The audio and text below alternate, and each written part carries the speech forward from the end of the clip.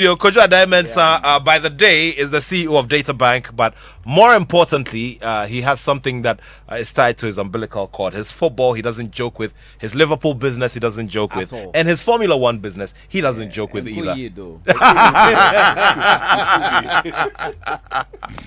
I always love to start with the design or the engineering of the tracks. So Azerbaijan, I can describe as a what do you call it again? What's the name of this this hardware? What do you call it? Used to tighten the bolts and the nuts. Oh, spanner. Well, a spanner. It looks like a more or less. Yeah, more or less like a spanner. Yeah. It has a 90-degree curve. Yeah.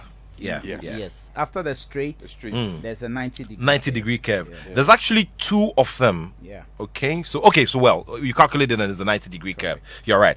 Look, gentlemen, let's begin with the kind of excitement that the Baku circuit is going to bring us because of the design of the circuit. I always like to start from there. For me, okay, so let's just say for me, Baku is the most exciting and the best city circuit. Okay. Why? Why would you say that? I mean, the design of the circuit, as Kojo was saying, the 90-degree curve, two of them, and it makes it exciting. Last year, if you watch carefully, Lewis played a trick which didn't work for him. He had to actually run straight into the the wall, sure, turn around and lost his position and all that. So it's a very tricky circuit. So drivers are always using their I think they go with their guts, if I should put it that way. Yeah. Engineering plays a major role, but they literally go with their guts. And Baku gives another exciting race compared to Monaco. Even though people don't like, or most of us don't like the Monaco track because of the way it's narrow and all that. Baku will give us more exciting race, a straight, more long, fast straights, and all that. The only thing is that a lot of them are having issues with purposing this weekend, through their practice and the sessions and all that. But expect Baku to give you an exciting race. I see. Practice 3 is ongoing? No. This is practice 3. We are preparing for qualifier. Okay, very sure. soon. Okay, great. Look, looking at what has happened in the last 2 to 3 weeks. Okay, 3 weeks ago, 2 weeks ago. What's the expectation for this weekend? Let's begin with you, Kojo. I think the current season status quo will remain. It's going to be a Ferrari, Red Bull slug out. I mean, unfortunately, those of us, the Mercedes guys, this season, we are feeling what maybe Ferrari has been feeling for the last 10 years. And it's not a good feeling at all. Yeah, seriously. True. I mean, yeah, true. It's not a good feeling at all. And Kwabna used to organize these viewing parties big time. We used to go and we would troll the Ferrari guys like nobody's business. And thankfully, COVID helped us. So just as we're going down, COVID has come and the viewing parties are not as packed. But we are still, it's still being organized. Yeah. And then now the Ferrari guys, Maya and Co, they are really giving it to us. But I think it will be the same. I am from the free practice Thursday, Friday. It's still looking Red Bull, Ferrari. For some reason, I was telling my Mercedes friends that I don't think we'll get it right this season. I don't know why. The whole thinking was after 4 races or so, we would be able to tweak the engine, figure it out, and start competing again. And even Russell is ahead of Hamilton. Can you imagine? So is it really a car issue? Is it really that the last season issue on the last race, that whole drama that happened, has affected Hamilton so badly that he's unable to bring himself to just what do you think, Kojo? What really do you think is the thing with Lewis psychologically? I think that last race really hurt him, and the media haven't helped. And probably what most sportsmen or sports persons do is they block themselves off social media. I don't think Hamilton did that, so he's probably read all those comments and all those conspiracy theories about Mercedes even internally don't want Hamilton to beat Schumacher's record, and the number of the championship races, etc. And probably he's asking himself, are my team really backbiting me? Are they really behind me? And is all of this worth it? And do I need to? Shouldn't I have retired? He didn't retire, but he's going again. And if it was the car alone, I think Hamilton should have been ahead of Russell. Okay. But there's some psychology playing. I remember back in 2006 when I interviewed Serena Williams, and I asked her about following happenings in the media, and she said, "Look, I don't follow chronicling in the media. They don't, because I mean, if this kind of reaction is what we're getting from Lewis after this major, episode in Formula One, and of course it caught a lot of attention globally, and it sparked a lot of conversations as well. What is, away from competition, Kwabena, what else would we really be losing if Lewis is not coming to the party the way we expect him to? Oh, Formula One will lose a lot. Formula One, FIA and Formula One stand to lose a lot if Lewis is to back out of Formula One in his prime right now. Look, the amount of funds that Lewis has been able to, I mean, when I say funds, I mean Formula One used to be a niche sport. It used to be a sport for, in quotes, elites and all that, but now you have it's become more of a mainstream, and it has a bigger spread. It has a bigger spread now. I mean, look at the teammate. I mean, the drivers on Formula One. If you're saying somebody's coming from maybe middle class or lower middle class, it's Lewis. The rest are all coming from big families, big homes, big names, and things like that. Look at Stroll. His father literally owns Aston Martin. I mean, most of them are coming from big backgrounds. So Lewis is the only one who actually recognizes the fact where he's coming from, and people see themselves like him. Like we all came from down there, and we're all getting up there. Same thing. Look at Tiger Woods. He made golf more of a mainstream sport now. People are actually. I never used to like golf, but when I see Tiger play, I'm like, oh, okay, he looks like me. People literally went into tennis because of the Williams sisters. He made it a mainstream sport. So Lewis has held F1 and FIA to date. He can't afford to lose him now. They will lose him when he decides to retire. You understand? If they push him out, it's not going to end well for them. Because the thing is, a lot of people still watch F1 because of Lewis, even though he's not performing well. When you come to our F1 viewing parties, trust me, a lot of the supporters, majority are Mercedes fans. Before you come to even Ferrari, Red Bulls, McLarens. I saw somebody came through recently and a person supports I think it was Haas or one of those other teams. As soon as he mentioned his team, the people were like,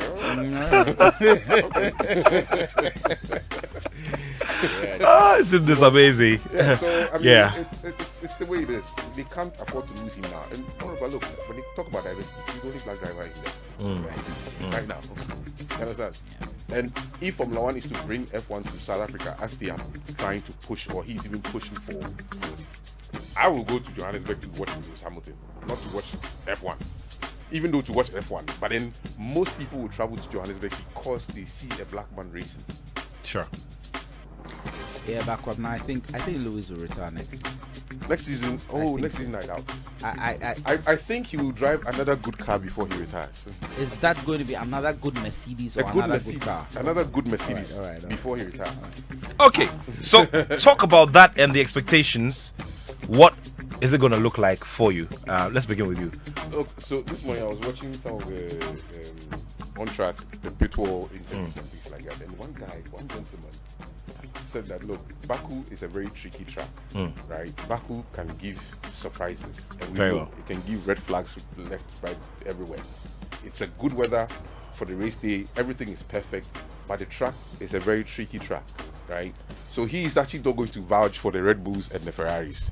He actually picked the Mercedes to take the day, because what he was saying, his explanation was that Red Bull and Mercedes and Ferrari will come in very aggressive, and anything can happen, right? But then I am actually going to go for one of the Red Bulls, one of the Ferraris, one of the Mercedes, and probably also look at Bottas carefully, because he loves that track. On podium. I doubt it. I honestly doubt it. I mean, every week or every other week, whatever it is, or every race day, I get back to the screens hoping that this is the weekend that things are going to turn around. This is the weekend that things are. But even free practice is showing that, Charlie, Mercedes is way behind, and it's still going to be a straight fight between Red Bull and the margins are so tiny. the margins are tiny. I mean, Microseconds. from here, I'll be going to monitor the qualifiers, and I don't think anything is going to change. Maybe the second half of the season. Now that's what we the Mercedes hopefuls are saying. That maybe second half of the season, after they've had the summer break, there'll be a summer break. Yeah, a few weeks. A few weeks. Yeah. Then before they hit the Americas, and then they will come back into Asia, and maybe by that time, Toto Wolff and Co would have figured. But mind you, listening to Red Bull guys between this weekend, they are still sure Mercedes is going to change the dynamics. They are not even afraid of the Ferraris. They are much, because they said Mercedes has been on and off for the last 3 races. Sometimes they get a very fast lap. Yeah, they do. But they are not consistent with that fast lap. True, that's true. So as soon as they fine tune the cars to be that consistent with those fast laps, they should be scared. Because look, they know they can win the championship. As to the driver winning the championship, they don't know, but they know they can win it. They are stretching Mercedes by far in terms of the Constructors' Championship. By way far. But they still think Mercedes can still change the dynamics if they are not watched carefully. And so they are watching them. They are not even watching Ferrari and the like. They are watching Mercedes carefully. Yeah. Well, okay, so everybody's looking forward to the race tomorrow at Labadi Beach Hotel. No. Tomorrow we're going to Starbites. Hey, Starbites. Okay, Yeah. okay, fine. Starbites We're moving to Starbites. Those are the 2 main venues now. Very well. So it's happening at Starbites tomorrow. Yeah, tomorrow. Okay. Details again? Yeah, so tomorrow it's a morning race. Lights out. Over here it's 11 a.m. in the morning. So Starbites is open for morning. They're serving their breakfast, lunch, and all that. So we'll be there at Starbites. Just come and enjoy the race. Great. Baku is a very beautiful city. It's a very beautiful race. So I go for communion at Rich Church. I drive straight to, and that's the end of the story. Okay, so a lot of fun, a lot of excitement as usual, and let's just see if this weekend could bring a Mercedes surprise, as it has come to be. We shall see how it goes. Thank you very much, gentlemen. Kojo Adai-Mensah will stay for the main conversation here, on the show. So you're still here on Joy 99.7 FM. In a bit, we'll discuss some boxing before going to the main conversation of the day, which is the Black Stars. We'll be doing some boxing now. You're still here on the Joy Sports Link. A message, and after that, the action continues right here on the Joy Sports Link. Thank you very much for staying with us here on the show. And just before we get down to that very big conversation on the Black Stars, I'll bring you another big conversation. Remember, today is a mixed bag of so many different things. So this man, is from somewhere on the big map of Ghana, and he has been making big strides since he became a professional boxer. Before that, he had made major attempts to get an opportunity to fight for Ghana via the national amateur boxing team, the Black Bombers. Unfortunately, he couldn't get the opportunity, and he decided to look at the other side of things, which is the other home, which makes him, or makes up his big picture. He managed to win a bronze medal in Brazil when the Olympic Games was hosted in Rio. Since then, he's told a very remarkable story of progression and telling a great story to the world, boxing-wise, and also announcing himself and telling everybody that I'm the man and you need to look, out for me. Great thing, too, is that he is within the camp of legendary promoter Eddie Hearn of Matchroom Promotions, who clearly is a big name and one of arguably the heaviest weights when it comes to boxing promotions around the world. He's also managed by our good old Anthony Joshua as well. Joshua Buatsi is my guest for the next couple of minutes right here. Joshua, good to see you, man. Everything okay? Yes, sir. Thank you. Great. The interesting thing is that Joshua gets to smile today. Whenever he's in the ring, he hardly shows any emotion. How does that happen, Joshua? I think, like everyone, if you're in an awkward situation or someone is saying, I'm coming to take your head off or to beat you up, there's not time to smile, So I have like a serious face on, but in boxing we call it a poker face. You don't know how I'm feeling. Sometimes people talk or they show too much emotion, but for me in boxing, have a neutral face. People don't know what you're thinking, how you're feeling. but when it's time to fight, you fight. Yeah, and you did fight the other day. Congratulations on that win as well. you. How much of a test was it for you in preparing you for this stage? Because at this stage, the whole world is saying, look, Joshua Buatsi is the next guy to fight for the WBA light heavyweight title. Yeah, it was a very hard fight, and credit to the opponent. I thought he was tough, but it's what we do boxing wise and everything is in us. You know, people that fight from Ghana, all around the world. But for me, when I fight, there's a sense of pride that I have. You know, I know that I represent Ghana. Of course, my shorts, I have the Adinkra symbols on it. I have the Ghanaian flag on it. So there's that pride is always on the line whenever I fight.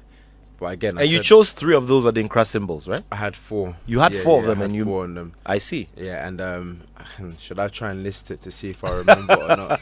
The first one that I had is the Jinyami. Everyone knows what that means except God. I had a recent one that I actually learnt, and it was called Nyaminti. That one for me is the most important one. You know, the grace of God and because of God. And I had the horn, the war horn, and then the war swords. So those 4 were quite important to me.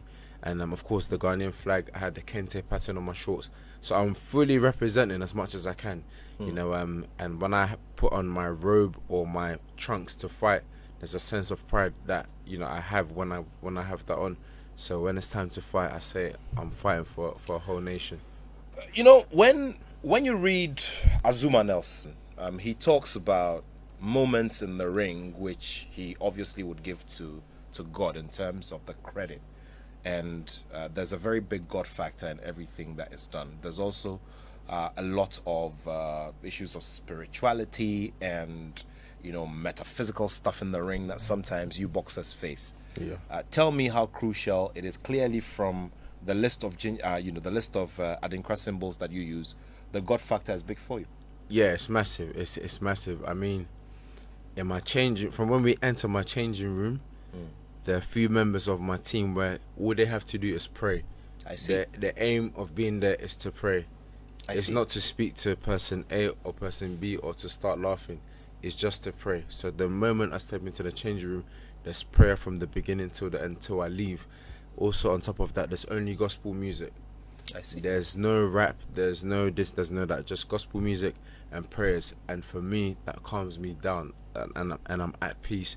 And When you're being padded and everything, yeah, you when just they're calm wrapping down. my hands, when the gloves are being put on, when I put on my trunks and I'm hitting the pads and I'm warming up, so that creates an atmosphere where I feel God's with me, you know, that and I'm being read the word of God, and it comes to life. You know, I believe solely what's written in it. There's no doubt at that point.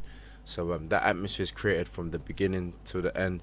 When I go inside the ring, when I win the fight, it's only via God, and that's why we say Jinyami and Nyaminti. So very, very grateful. Well, Jinyami indeed. If you just joined us, we're just having this conversation here with the man Joshua Buatsi, who is the #1 contender currently in the light heavyweight rankings of the WBA, where he's looking forward to having a crack at the main world title.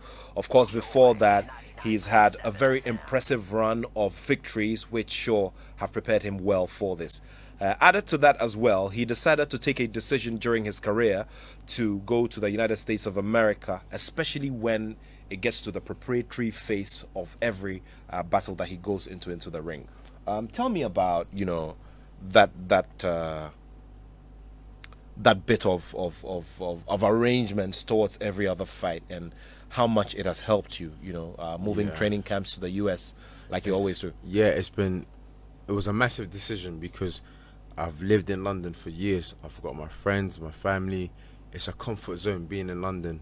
So when it came to a point in my career where I said I need to keep improving, there's no time to stall or to remain at one level. I have to keep improving. And when I looked at all the coaches, the one that best fitted, that I thought would bring the improvements that I need, he happens to be based in America. America is good, it's nice, but if he were based in Brazil, I'd go all the way to Brazil, but he's in America.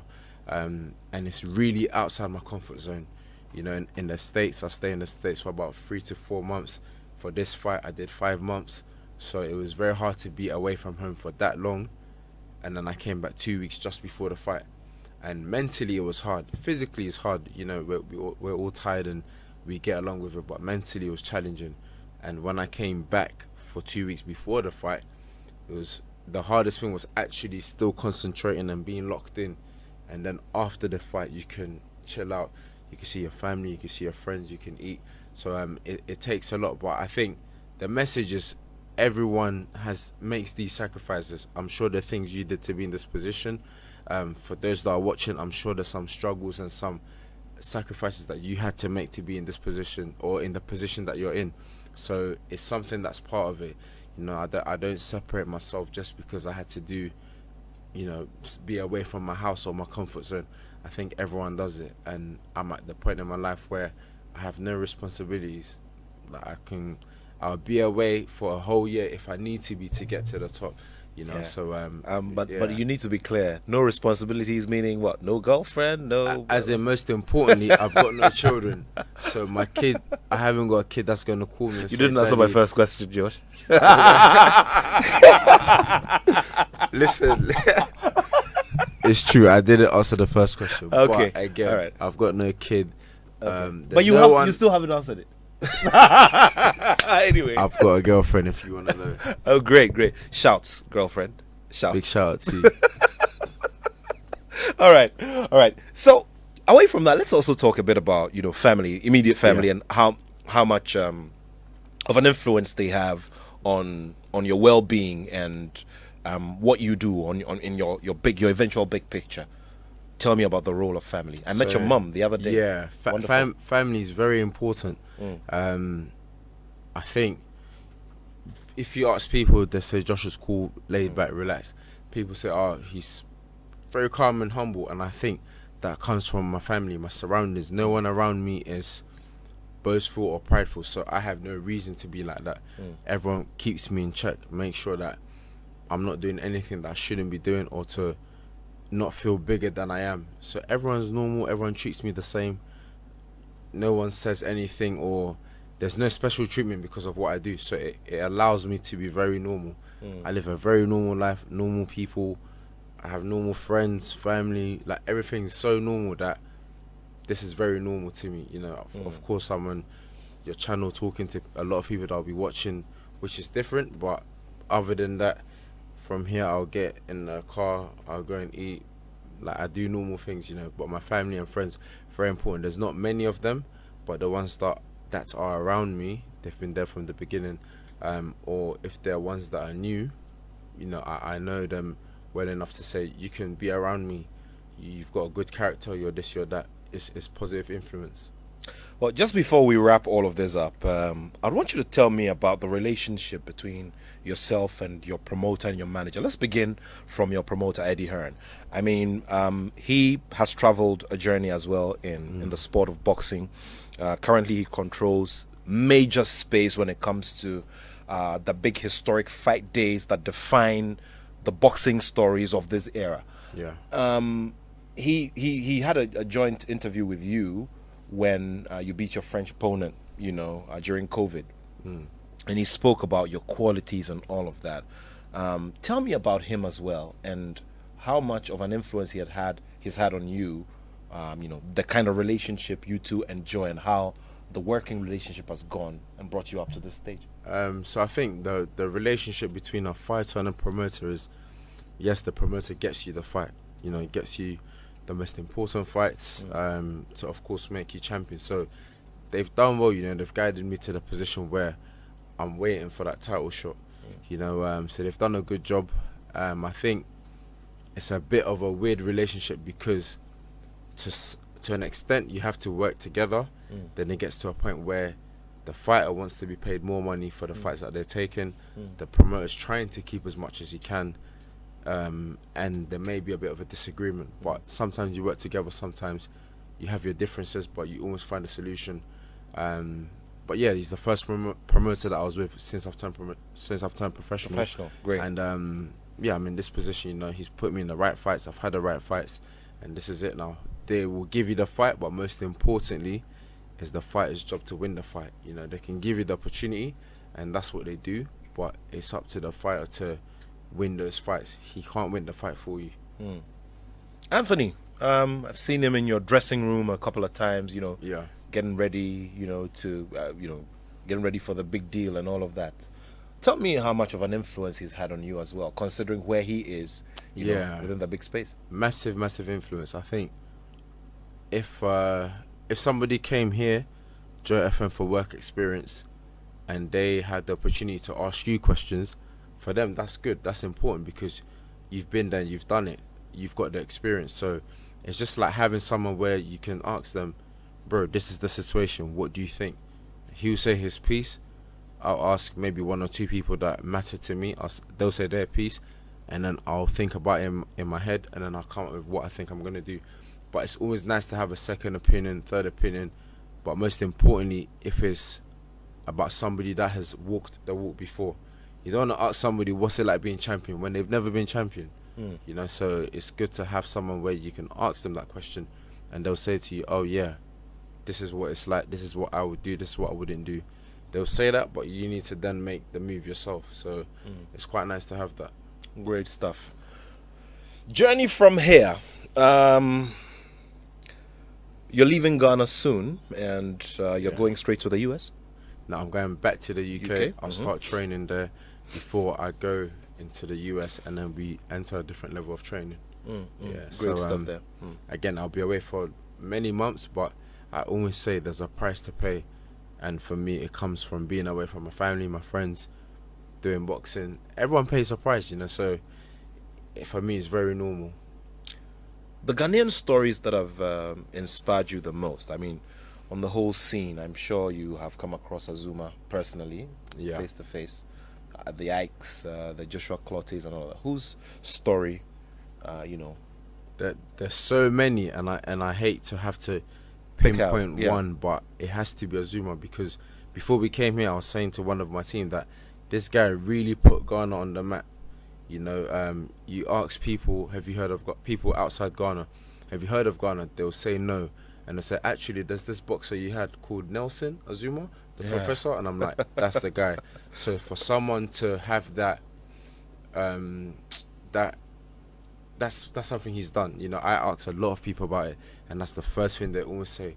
Oh, you had a good boxer called the Professor Nelson. So, and you know what? The friend that I was talking to about it said that they had interviewed him, and they said he's as humble as ever. And I was saying to him, that guy is a god in Ghana, with a small G, by the way. I said he's a god in Ghana. But, I like that. Yeah, but he's able to keep his humility, and that for me is number one. And I say it has to be him. Great stuff there. Anyway, Joshua, you go take it easy, rest a bit, and get ready for your flight. Sure. But it's great to have you here. Hopefully, the next time we have a conversation like this, we'll have a very heavy gold-plated belt sitting right here. For sure. Amen, for sure, man. All right, a final message to everyone listening, watching, all of us, as we part company and look forward to that big day or the big night. For sure. I've said this already on a few stations, but this is here. This is and this is your home as well. So I'm gonna start this one differently. I would say to the people that are watching, remember me in your prayers. I always say to people, it's my prayer that God sees the hustle that we're putting in, the work that we're putting in, to make sure that our sweat is not in vain, the hard work that we're doing, it's not in vain. And most importantly, I always say every day above the ground is a good day. You're above the ground, it's a good day. Those that are dead, unfortunately, they're gone. So for us that are above the ground, every day above the ground is a good day for sure. Joshua Buatsi, and I always introduce him as the next boxing world champion. And I'm Octopus Nathaniel? Maybe. Watch this space.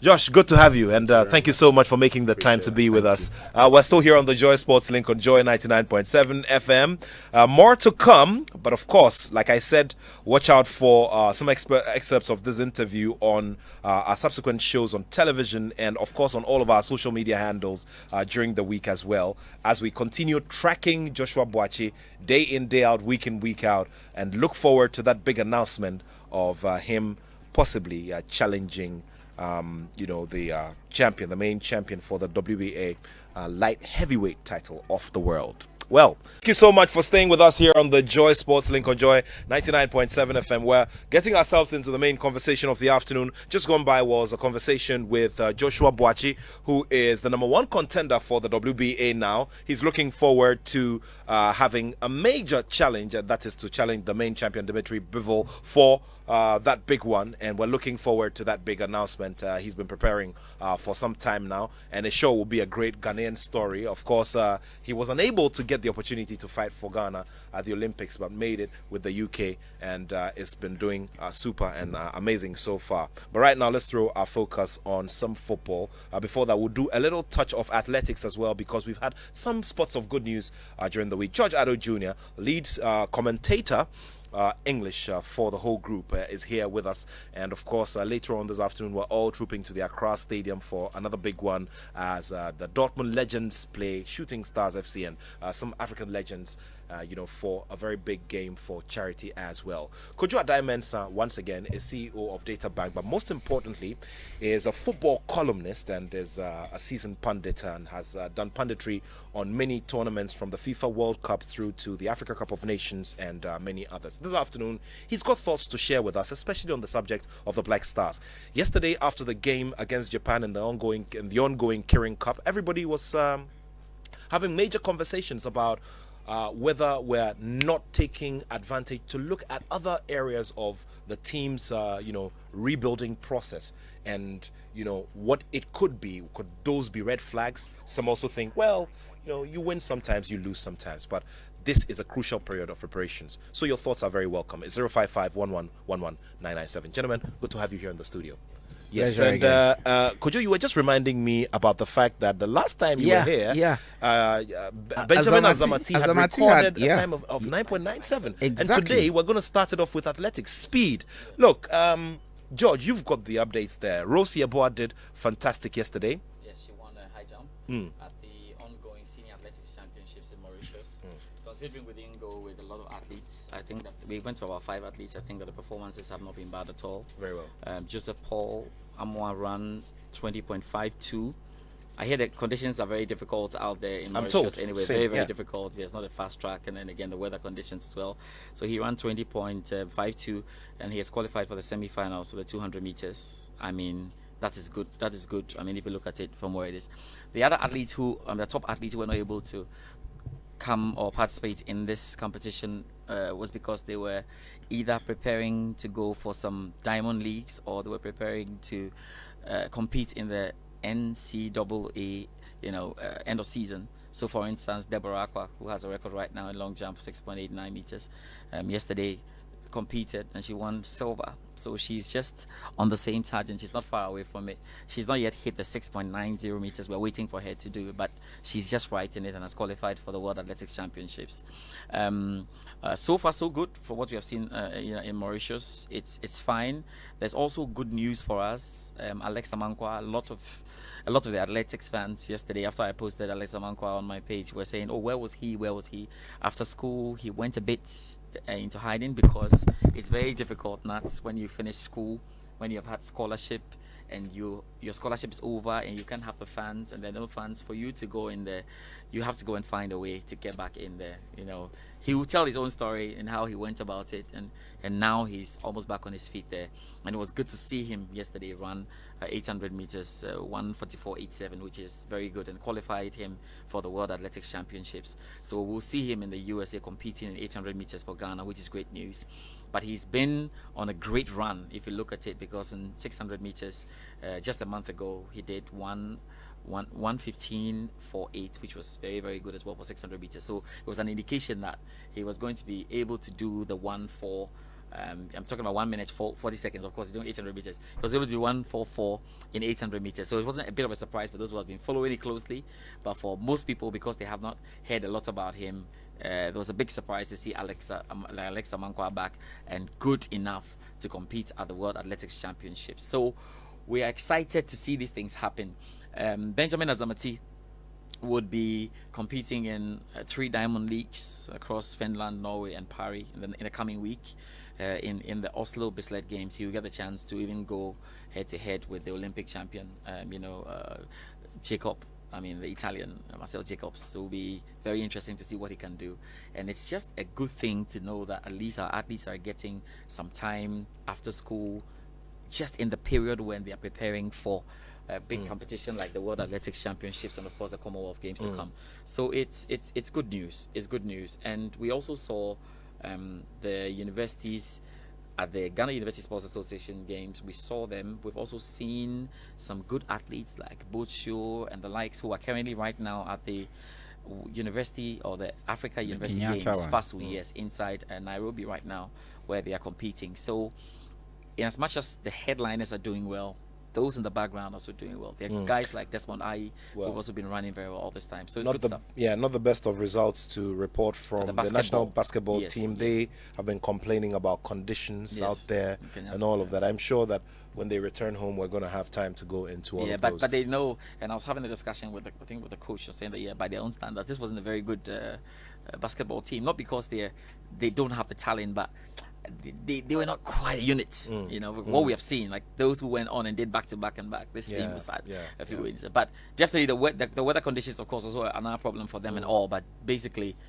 we're not quite with our A game. I mean, for the University of Ghana, not quite our A game. So yeah, we've lost that record, but it was great to see them go out and do it.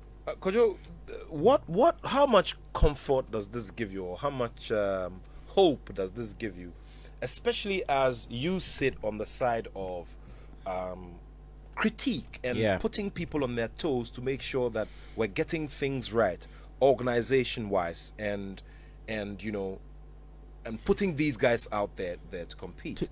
To be honest, if you remember, and I refer to the last time I was here when Azamati had done that record, and we got Dr. Bella online. We had him the conversation. My very, very, very, very, very good friend, and I was not prepared to give the university too much credit. I thought Azamati had done the work a lot on his own. I was giving the athlete more credit than even the setup around him, but they've proven me wrong, and I am ready to eat humble pie. To have the University of Ghana again go to Kenyatta University again and prove that, and I think there's a UDS athlete too who is doing wonders there. It gives me a lot of hope. I am very happy with what is going on at the university level, because we've all said here, we've all critiqued that secondary school athletics has messed up. It's intercore is not what it used to be anymore. We used to unearth our talents at secondary school. You know, when we were in Form 4, Form 5, the Miles Mills, the Koras, the Tufors, you know, we unearthed all that talent when we were in Form 4, Form 5, lower upper 6.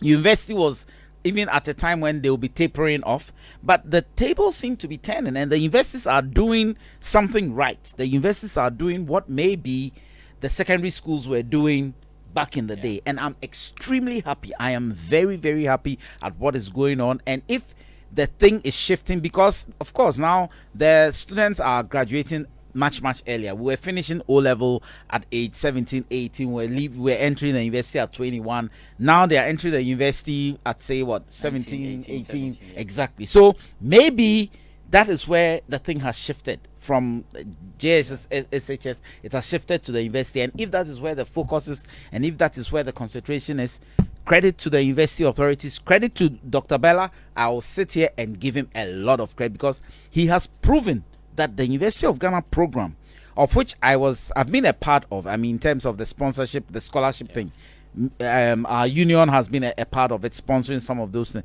It means it is working, because they are consistently producing athletes. And if that's where the focus is going to be, so be it.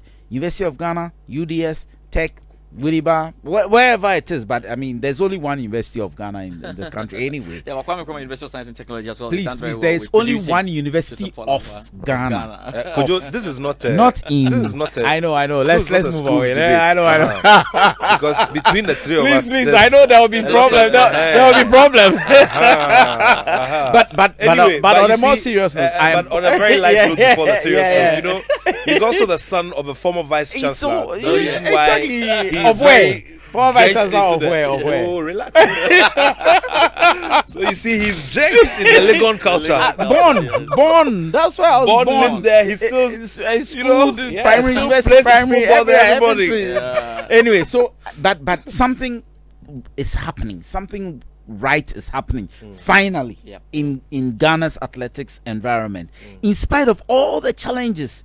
But whatever program that is being followed at the universities, Yes. and it's not only Legon, KNUST, UDS, Winneba, Cape Coast. At least I know there are unearthing talent there.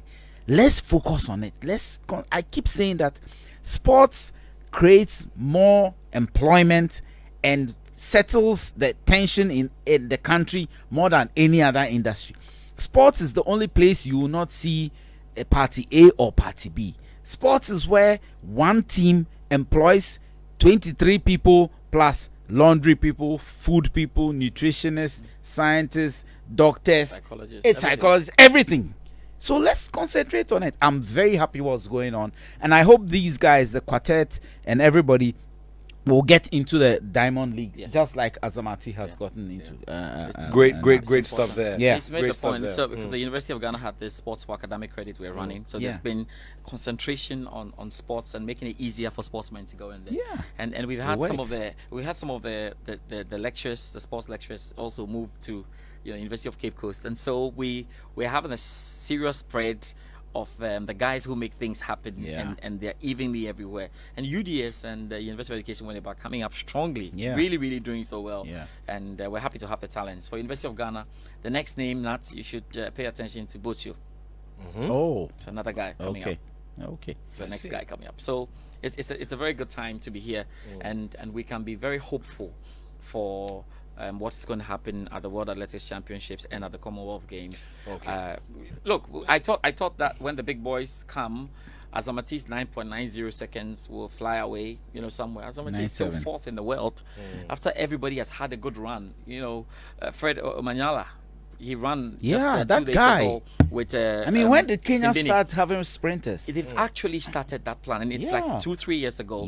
But they felt like they cannot always be paying attention because they're saying that people are now competing with them when it comes to steeplechase and even the long distance, because most of the Western countries are now also going through the nationalization and these nationality switches and all. So they are getting their guys. So they realize that they also have to expand whatever they are competing in. So it's a key thing, and one of the things that we have to watch out for.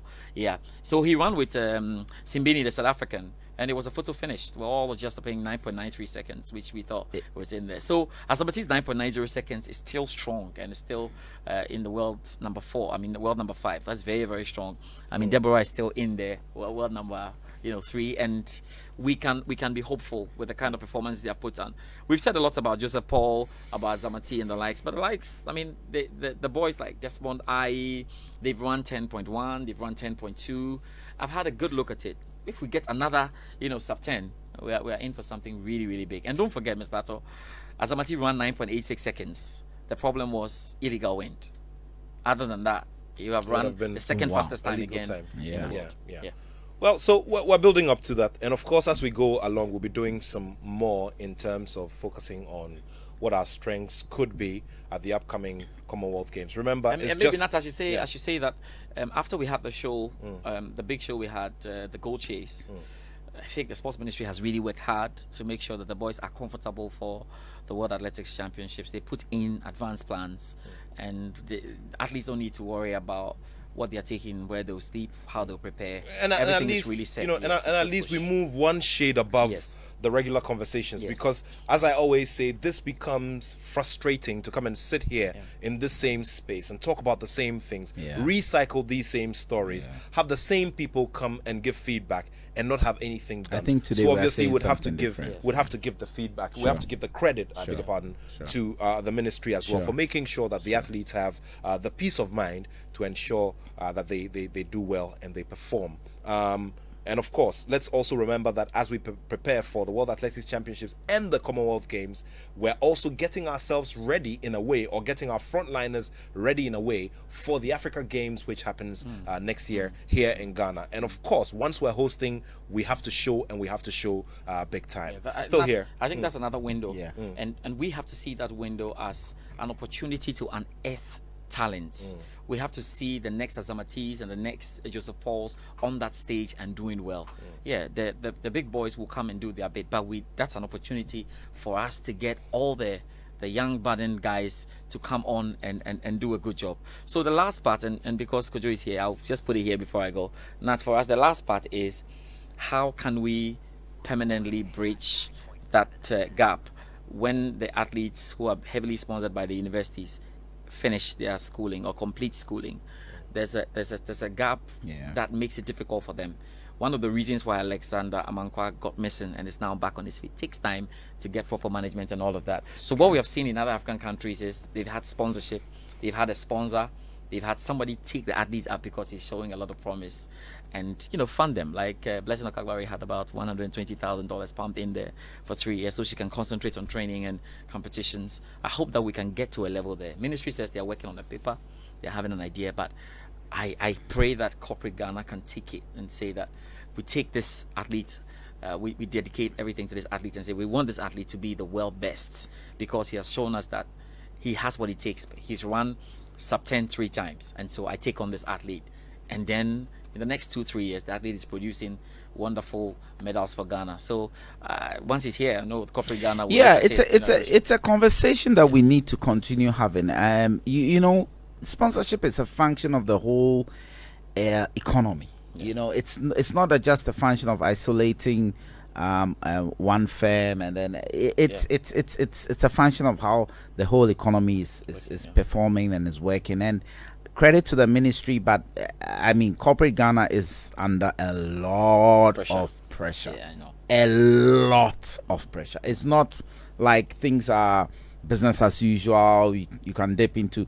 I mean, even structured CSRs are dropping, and there are companies, telco companies that have huge or used to have huge advertising CSR budgets, and you can see even them.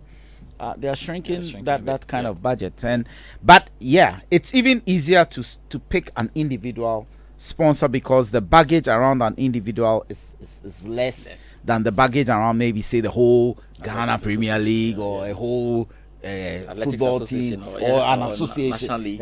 With all the bad press that comes along with it. If you pick maybe one individual, it's easier, it's quicker, it's focused.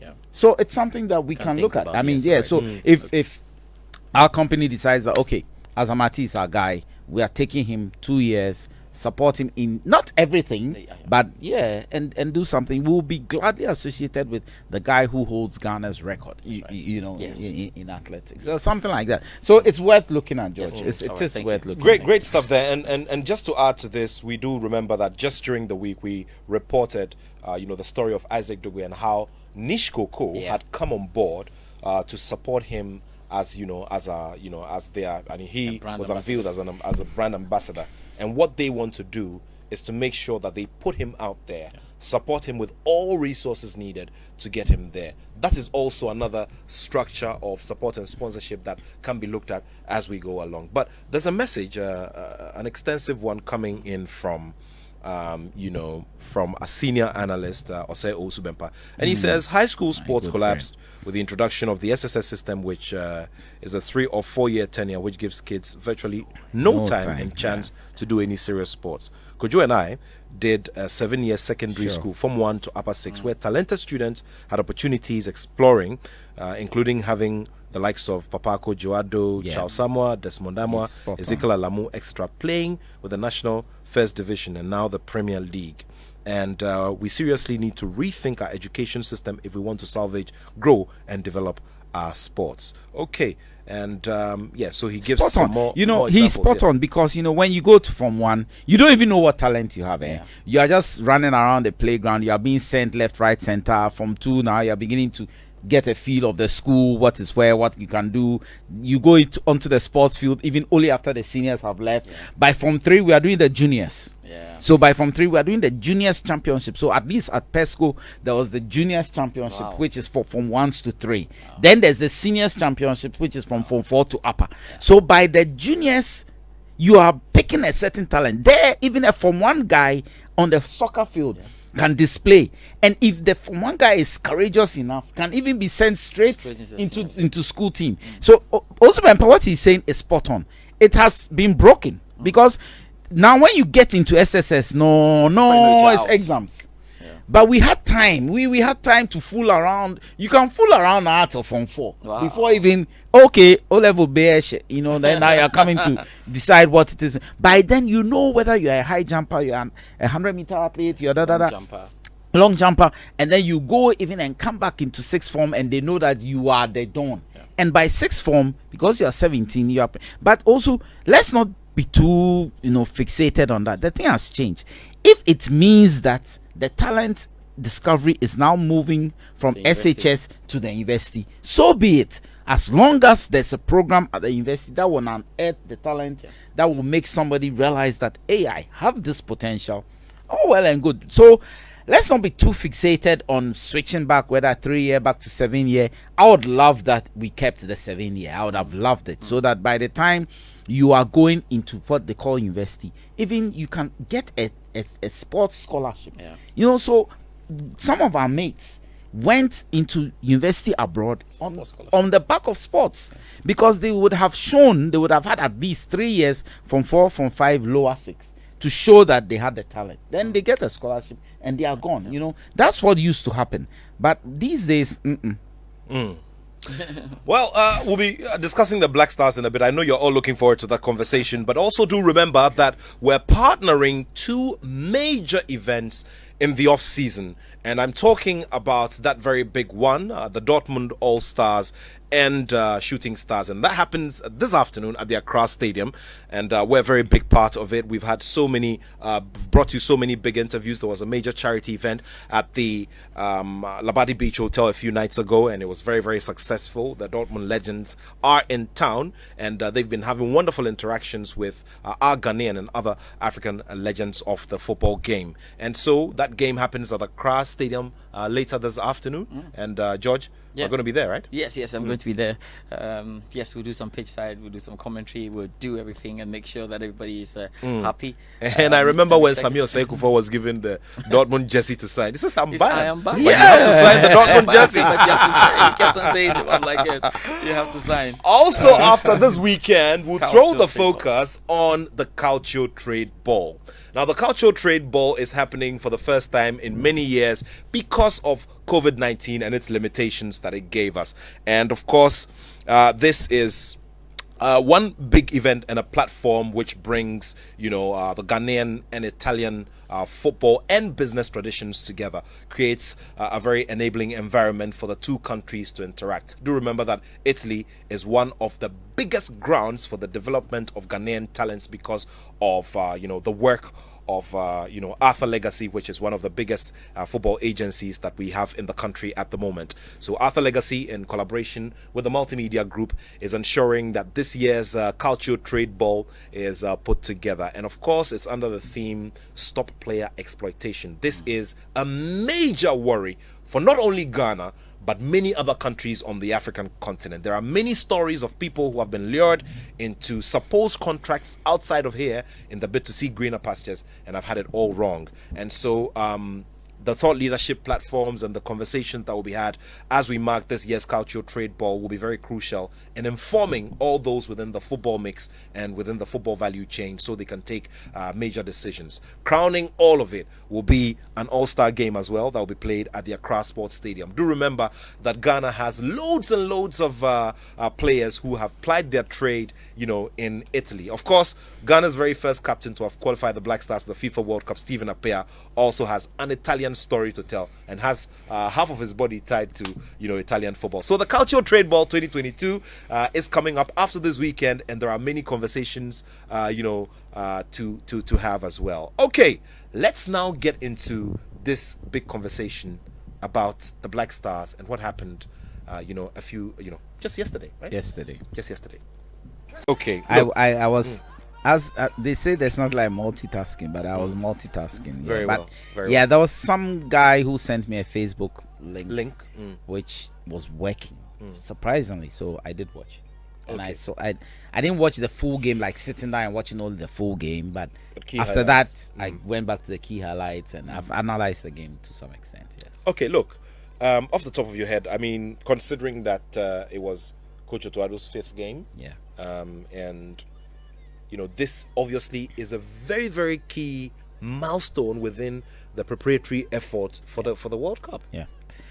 So the scoreline is not a big deal for me. Ghana It's lost not? 4. No, it's not. It's not. Okay. So the scoreline is nothing for me. I mean, look, Japan could have whipped us 10-0, whatever. I mean, the scoreline for me was not what was important, and I hope I'm speaking the minds of the technical team as well, that the scoreline was not a big deal. I already, I'm sure a few Ghanaians are beginning to start saying, hey, well, Japan, they beat us for 1. No.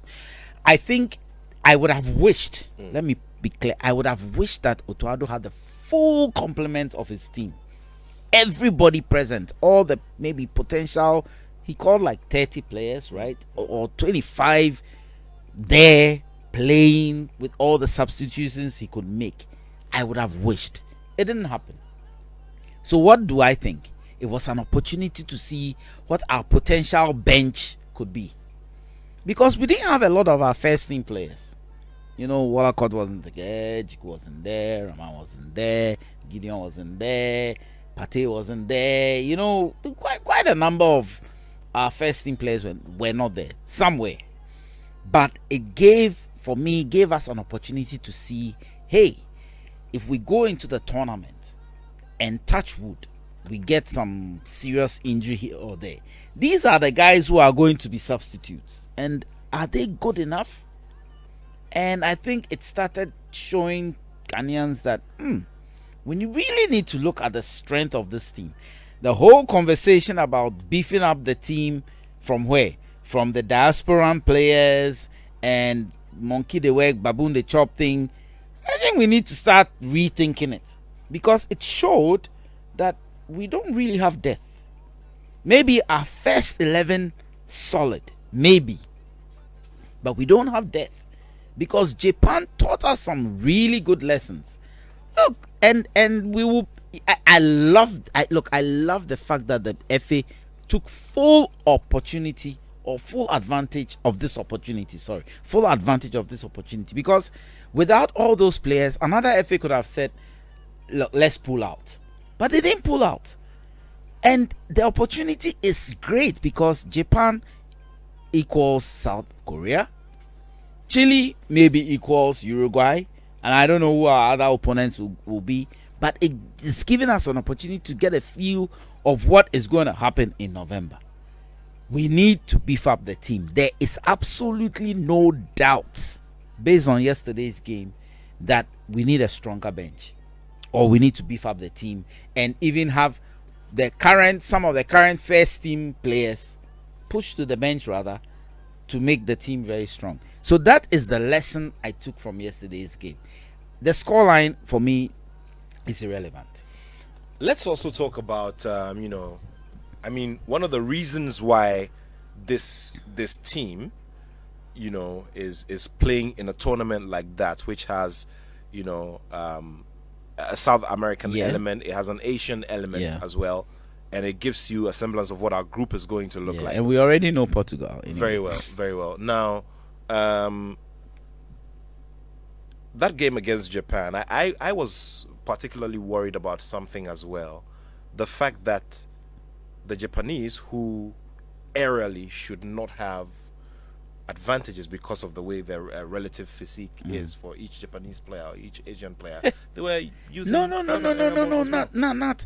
It's an erroneous impression we have that Asians are short. It's something that I don't know where it is coming from, ingrained in our brain somewhere.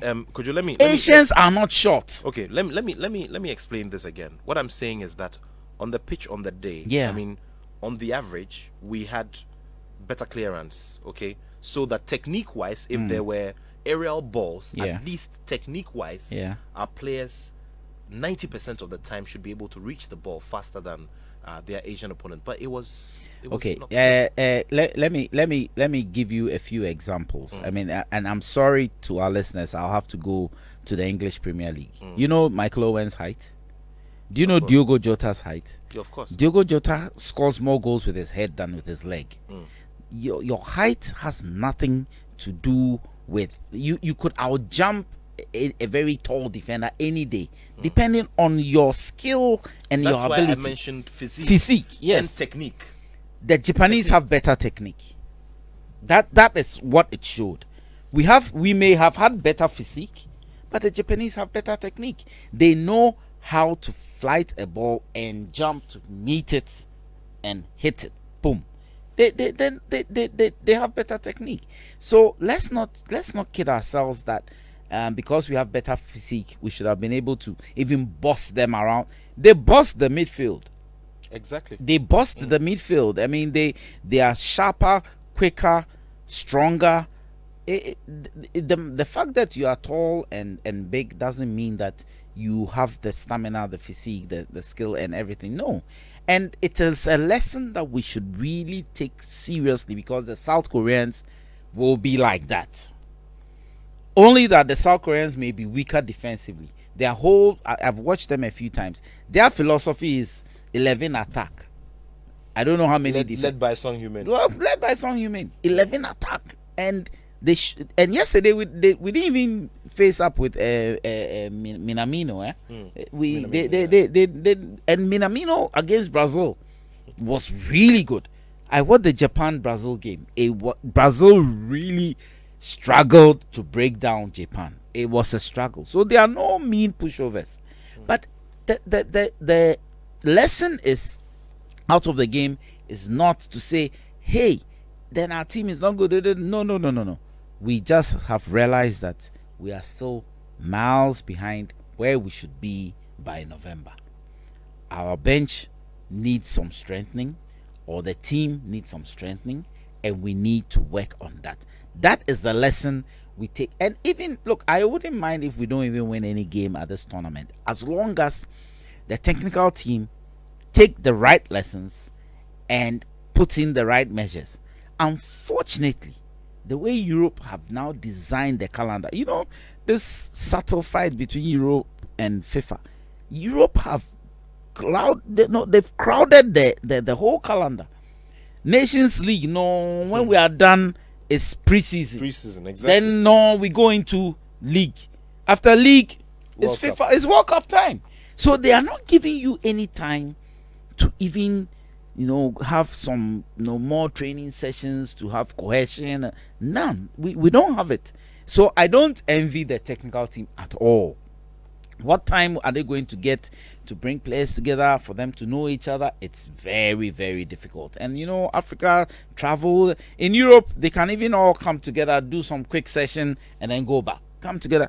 For us, it's a different ball game. So Otto Addo and his team have a lot of work to do. Ghana has a lot of work to do to get to any level, that appreciable level that we need to get to face the World Cup. I mean, considering the form we had 06-10, if that's anything to go by. Now, there's also talk about the variety that we have now, the relative variety that we have now, and how it could become a problem. I mean, you've touched on it in a way already. That bit where now you're having Tariq Lamptey confirming a nationality switch, Inaki Williams and his brother, jets into town a few days ago, looking very good to do all of the needed paperwork to be available for an opportunity in the Black Stars team. It will gradually become overcrowded, don't you think? No, I don't think. Listen, there's this claim that there are no minnows in African football again. Yesterday Cote d'Ivoire played Lesotho 2 days ago. Cote d'Ivoire struggled. They couldn't beat Lesotho. Cote d'Ivoire. Now we have Comoros, we have Cape Verde. We couldn't break down Central African Republic. And a lot of these countries are quietly naturalizing players. That is what is happening.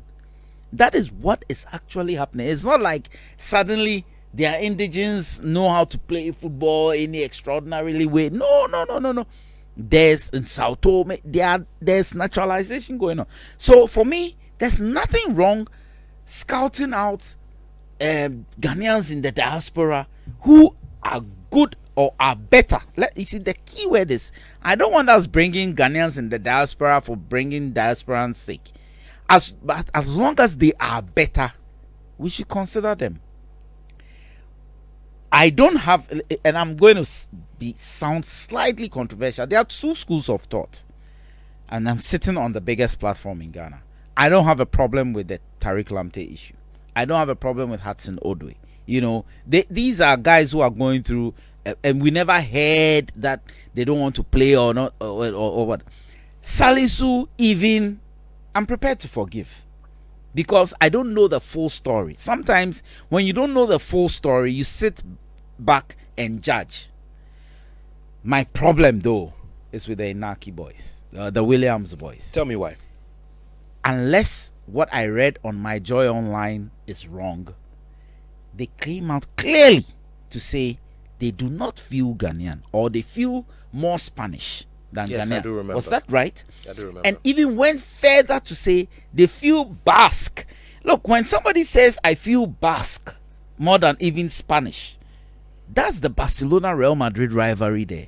The Barcelona, the Basque separatist movement, it's deep. So when I read that, I said, oh wow, these guys are really Spanish. What's the sudden change? How come suddenly you want to now come in and play for Ghana? So is it that the shirt will be Ghana but the heart will be Spain?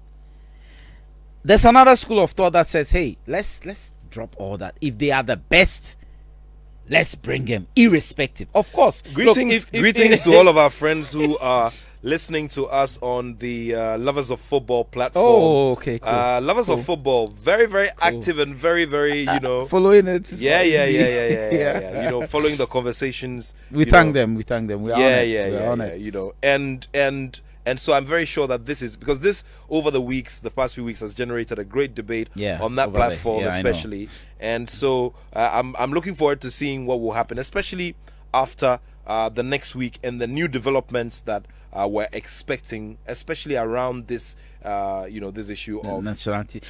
Of course, and if Inaki is called and he's given the nod by Otto and he scores a goal against Portugal or against Uruguay for us to qualify for the round of 16 or quarterfinal, I'll jump for joy. I will not say because I didn't support his call up and then I'll keep him up. But let's be careful, because the whole monkey they chop baboon they work baboon they chop thing is that, look, I fully support bringing in extra hands, bringing in people who could be better, and look, Nat, before you sat here at Joy FM, there have been so many people who have sat here.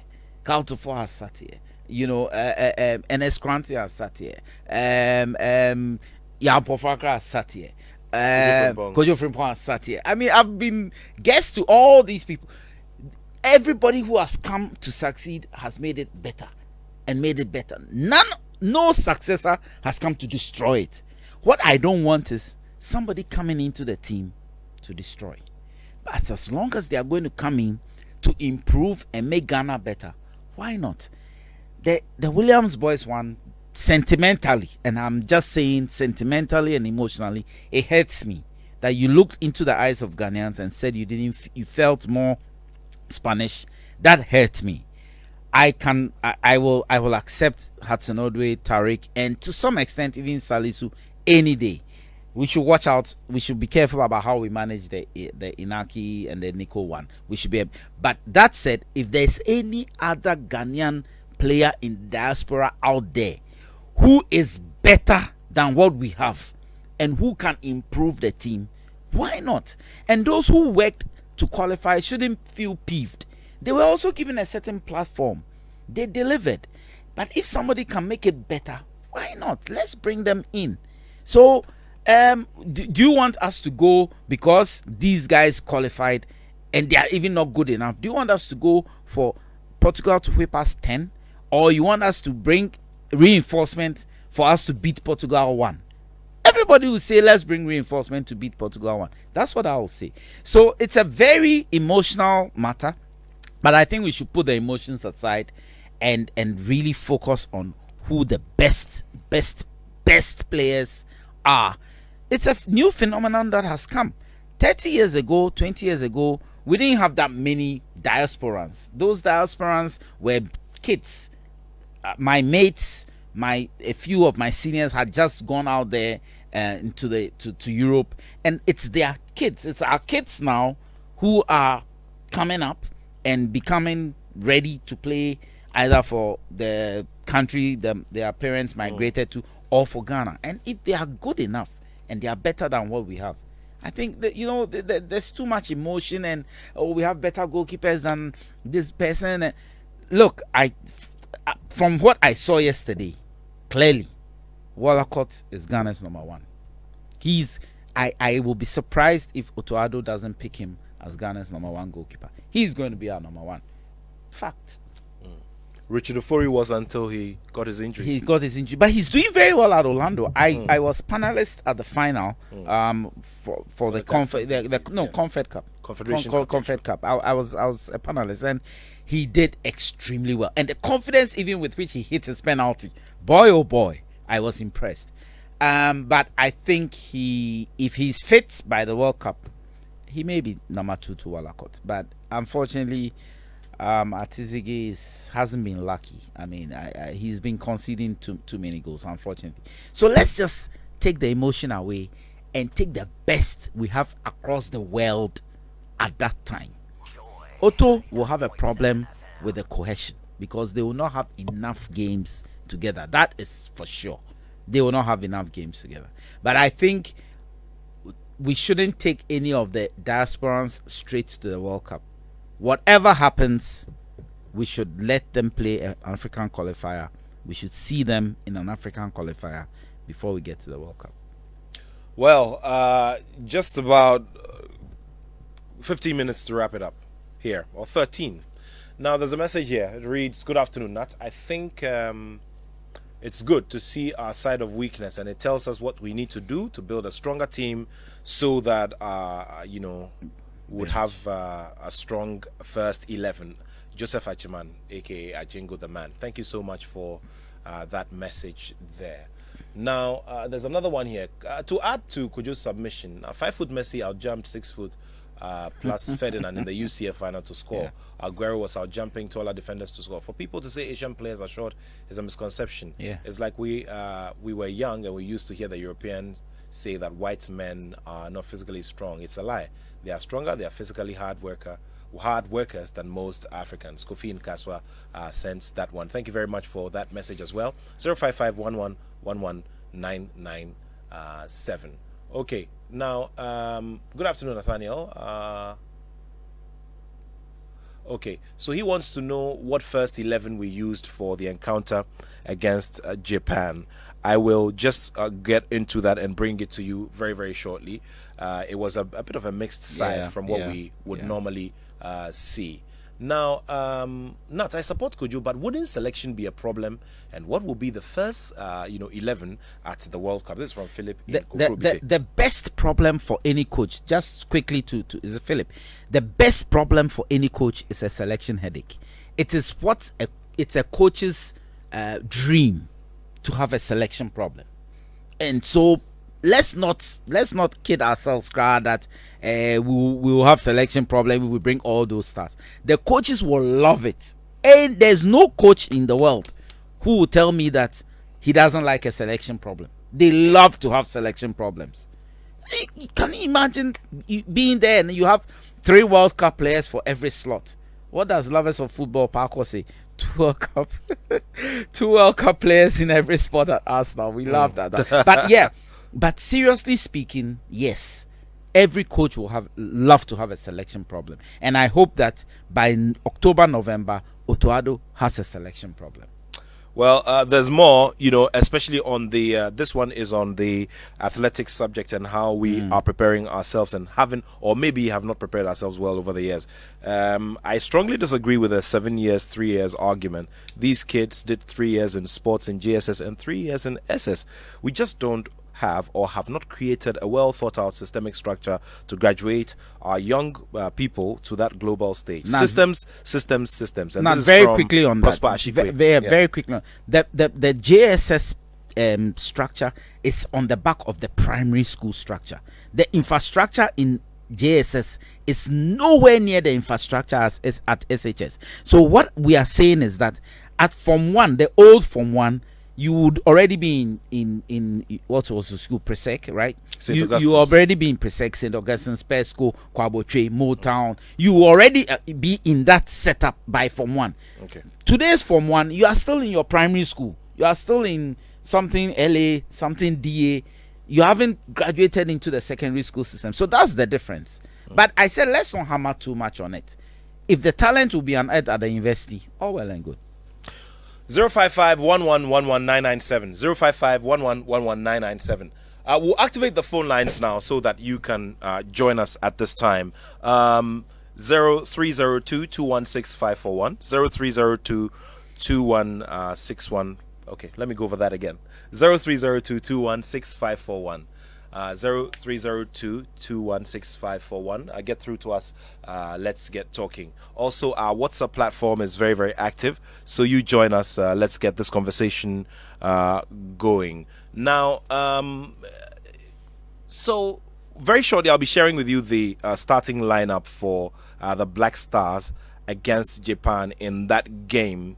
Okay, the starting lineup against Japan. Now, this one is from Jonas in Lashibi. He says, Nat, the aspiration will deplete our local league. Don't be surprised some local players refused to go to Japan. Okay, and, the two players who did not get the opportunity to play, I mean, eventually, because of another exit for some very good reasons, Dennis Kosa got the opportunity to play, and he didn't do too bad, did he? No, he didn't do too bad, but this was just a friendly. And not this issue about the local boys can play, me, I have spoken to the last maybe three, not Milo, but Kwesia Pia, CK, and one of the current technical men.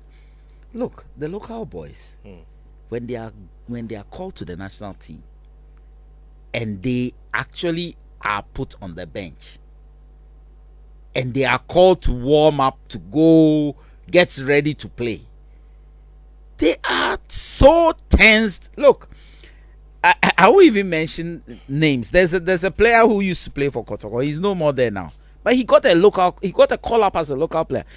His legs actually literally froze when the coach told him it's time, warm up. The tension on him. So you see, because at club level, back in the day, at club level, the Kotoko Hearts players, they've played at Harley, they've played Zamalek, they've played Raja, they've traveled, they've been exposed, they've played in front of 50,000-60,000. Interesting, people. Richmond Buatsi Adam was hammering on the Yes! same subject last week right here on this chair. I didn't even listen to him. I'm Yeah. telling you, Nat. Yeah. People should be careful at that clamor for the local boy and So for you, it's more like a sentimental argument, it isn't is it? a sentimental argument. Okay. They are not there. Okay, let's get on the phone line now and speak to Richard in Kede. Richard has been waiting for a while now. Richard, apologies. Good to have you on the show.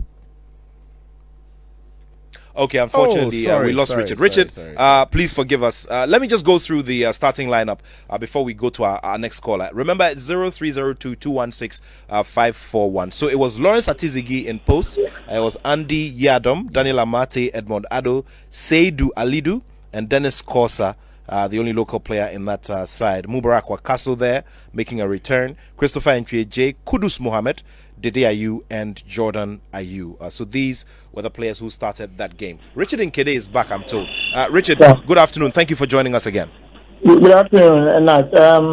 Thank you for the opportunity. I mean, I think the issue about whether local players or foreign players is not really the matter. We are looking at players who are very good and prepared to play for the national team. The thing about these new players who are suddenly showed interest in playing for the Black Stars is the fact that, I mean, we have players like Inaki and the brothers who we have been looking up to for all this while have not been showing interest, and all of a sudden, I think that the senior Naki is in his 30s, and all of a sudden, knowing that he's in the twilight of his career, wants to have a World Cup badge, and because of that, want to play for the Black Stars. The question I ask is that, will these players after the World Cup go to Khartoum in Sudan and go and play a CAF qualifier or anything? We have seen stories in the past where these players just play for the national team just for the fame of it, and after that we don't see them anymore. So it's not really about foreign players because they are Ghanaian descent and they have the right to play, but it's about the fact that it seems they are taking it for granted, and they wait when there's an opportunity for the World Cup to be played, and they suddenly all of them are showing interest and they are switching allegiances and want to play and all that. If they want to play, they should have shown interest last year, play in the AFCON when we were struggling to qualify. Then you see that they really look. The day Jordan were born in France, but from day one they've shown interest in playing for the Black Stars, and they've been playing their heart out. They have been playing for like 10 years. So this is what we want from them: the commitment to play for the badge for the national team, not people who are taking opportunity of World Cup situations and want to play and all that. If they are good enough, they should show interest from the beginning, and they should be allowed to play. They are of Ghanaian descent, and they have the right to play just like any other local player. Thank you. Very well. Thank you very much. Let's go to Williams in West Hills. Williams, good afternoon. Good afternoon. Thank you for joining us. Yeah, thank you too. Please go ahead. I personally support the idea that we need to get players into the team. Not just players, but quality. You see, even with Andy Yadom, sometimes you find it very difficult to control ball. And just imagine Andy Yadom against Diego Jota, against João Felix. Ronaldo can use the match against Ghana to win the Golden Boot. Trust me. So we need to get players, and the people think that have to get the local players into the team. If they qualify, if they merit, that's cool. But I'm a footballer myself. There are some matches that when they put you inside, you tend to hide from a pass. You can't even call for a pass. So we should just call the players who merit call-up, not just any player. Full merit call-ups. Okay, thank you very much. Some of the players even dodge the pass. He's right. No, he's right. Yeah. Some of the boys, you put them in the game and you see they are dodging the pass. Lai Kingston in his twilight years and playing days when he came to Accra Hearts of Oak told me about how he used to encourage the players every time he got a set piece close, to the goal area, that they should just move in, and you'd signal them, and because of lack of confidence they're unable to do that. And so these are real stories. These are real stories. It's a function of our local league. We need the local teams to go into Africa to get exposed. Unfortunately, now our stadia are not being filled. Look, in the days of the Safu Jemfis, Ampia, Frimpong Manso, Ama Senegal, where the back six of the Black Stars was definitely local, they will play at Accra Sports Stadium, Hearts Kotoko, Hearts Oli, Kumasi, Kotoko Cornerstone, in front of 50,000, 60,000 spectators. So when they go out to the national team and they are going to see similar crowd, it doesn't faze them. Frimpong Manso and Co were playing El Hali in Egypt. Even as recently as 2000, the House of Folk team that won Africa, they went to Esperance and beat Esperance in Tunisia. So when they come into the Black Stars, when Jones calls you that, come and play the Black Stars, there's no tension, nothing. But these boys, they've played in front of a crowd of 1,000, crowd, empty stadium, 2,000. Then suddenly you are called into the national team, Ghana versus Nigeria. You go to Abuja and they look at the stadium. Massa, trust me, your legs will freeze.